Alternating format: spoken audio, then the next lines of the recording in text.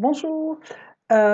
Aujourd'hui, je souhaiterais vous parler du, mindset ou état d'esprit et en fait, vous en parlez particulièrement dans le cadre de des objectifs et de l'atteinte de ces objectifs. Donc un peu pour boucler la boucle, de ce que j'ai démarré il y a 15 jours parce que vous avez parlé de votre intention et vous avez demandé quelle était votre intention pour 2018. Puis j'avais partagé un article sur, les objectifs, la pose d'objectifs et surtout comment atteindre ces objectifs et en fait, le mindset ou état d'esprit est vraiment une part très importante, dans l'atteinte de vos objectifs. Hem, J'avais parlé aussi du mindset déjà au mois de décembre, par rapport au fixed et au growth mindset, état d'esprit ouvert ou fermé.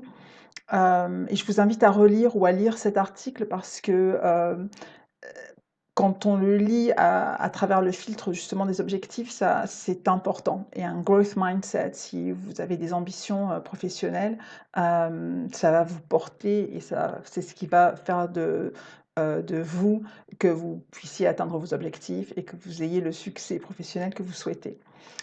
Mais dans le cadre, dont nous parlons aujourd'hui, il y a 5 points qui me paraissait, judicieux, de porter à votre attention, heu, pour vous aider à atteindre vos objectifs, et dans l peut-être certains changements à incorporer dans votre état d'esprit ou mindset. Le premier est la curiosité.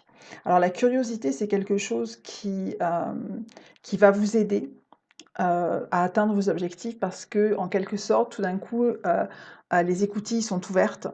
V Vous êtes curieux de ce qui se passe autour de vous, vous êtes curieux des personnes qui sont autour de vous et vous allez en tirer un avantage, c'est-à-dire que vous allez avoir des apprentissages, vous allez faire des rencontres, vous allez être plus à l'affût des opportunités, et en plus, c'est beaucoup plus sympa d'être curieux et de voir, ce qui se passe autour de soi, que de penser qu'on a toutes les réponses et qu'on sait déjà tout et qu'on a besoin de rien d'autre. Donc vraiment, soyez curieux, c'est un état d'esprit qui vraiment déjà en tant que leader, c'est crucial et va vraiment vous permettre d'avancer vers votre objectif. Le deuxième point est, la zone de confort, la fameuse zone de confort. J'imagine que si vous avez des objectifs, des ambitions, vous ne les avez pas atteints et il est fort probable que si vous ne les avez pas atteints, vous avez besoin de sortir de votre zone de confort pour les atteindre. La Le secret, pas si secret, de la zone de confort, c'est de savoir en sortir pas à pas, de savoir en sortir doucement. Il est vrai que dans les livres, dans les histoires, au cinéma, le héros va faire quelque chose de magique, de énorme par rapport à ses capacités et il va trouver la princesse et tout va être très, très bien. Mais dans la vie, il est beaucoup plus pragmatique de faire cela pas à pas, pour 2 raisons. Très souvent parce que, en se posant une action qui va être extrêmement stretchante du point de vue de notre zone de confort, on ouvre la porte à la procrastination. Donc en fait, on va tergiverser: «Est-ce que je le fais? Quand est-ce que je le fais?» et cetera et cetera et très souvent, on ne fait rien. Ou on le fait, on échoue et là, notre élan, notre confiance, se retrouve, anéantie et on laisse tout tomber. Ce qui est Que ce soit la procrastination ou que ce soit l'échec, dans les 2 cas, ça ne va absolument pas nous aider à avancer. Mais pas à pas, stretchant petit à petit, on va se rendre compte et on va rassurer, si je puis dire, notre cerveau que oui, en effet, on peut faire telle chose et on peut faire un peu plus et on peut faire un peu plus parce qu'on va lui démontrer par l'action que c'est possible. Hem, la le troisième point est autour des histoires que l'on se raconte.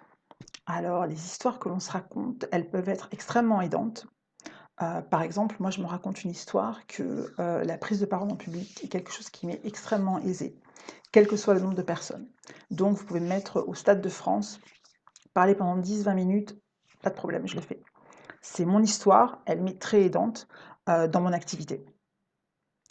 Hem, j'ai une autre histoire, où j'avais une autre histoire, comme quoi j'étais nulle en maths, heu et ça ne m'aidait pas parce que ça me freinait par rapport à certaines conversations, ça me freinait par rapport à certaines ambitions, jusqu'au jour où j'ai pris conscience qu'en fait, je bossais avec des chiffres toute la journée. Donc les mathématiques n'étaient pas un problème, les chiffres n'étaient pas un problème, et que j'étais restée sur une histoire, sur une situation qui n'était plus d'actualité pour moi et que en fait, j'étais tout à fait confortable avec les chiffres, à manier les chiffres, et ça m'a libérée d'un poids et j'ai pu continuer à avancer, vers mes ambitions et vers mes objectifs. Donc c'est vraiment réfléchissez à certaines histoires que vous avez. Sont-elles toujours d'actualité? Sont-elles vraies? Parce que très souvent avec mes coachés, quand je pose cette question-là, quand je leur demande de me donner des exemples qui confirment en effet qu'ils ne peuvent pas faire X ou Y, elles sont incapables de me donner un exemple. Donc très souvent, nos histoires, sont un mélange de fiction et de réalité, qui n'est pas aidant du tout. Donc regardez à vos histoires et peut-être il est temps de remettre les pendules à l'heure. Le troisième point, quatrième point, heu 3e, 4 je sais plus. C'est, la question du soutien et d'être soutenu. Et en cela, ça va, de nouveau, quand je parle de soutien, je parle de soutien au sens large. C'est-à-dire pour moi, obtenir du feedback, c'est du soutien.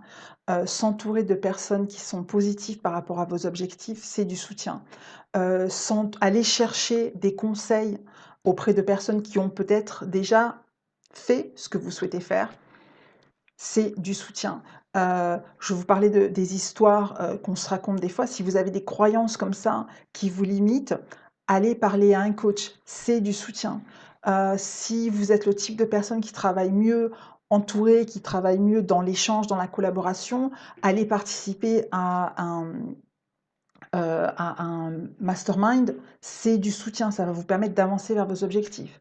C'est vraiment cette question du soutien. On n'est pas faible quand on va chercher du soutien, au contraire.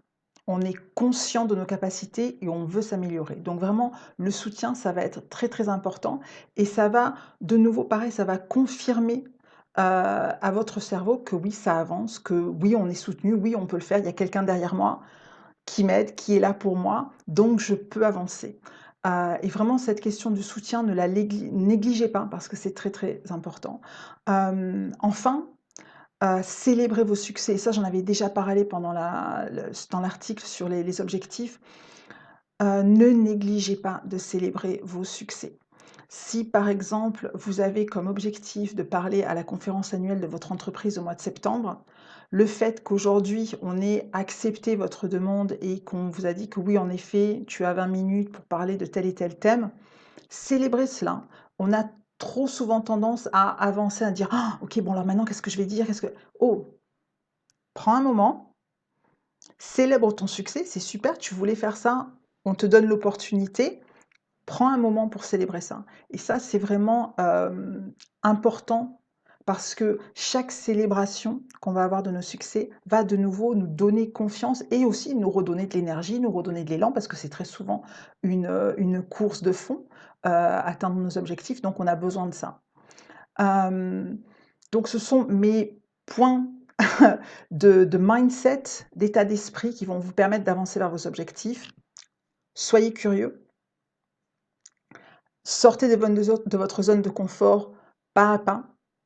Faites attention à vos histoires. Cherchez du soutien, coach, mentor, mastermind, amis, collègues, conseils, livres, formations. Il y a vous pouvez trouver du soutien.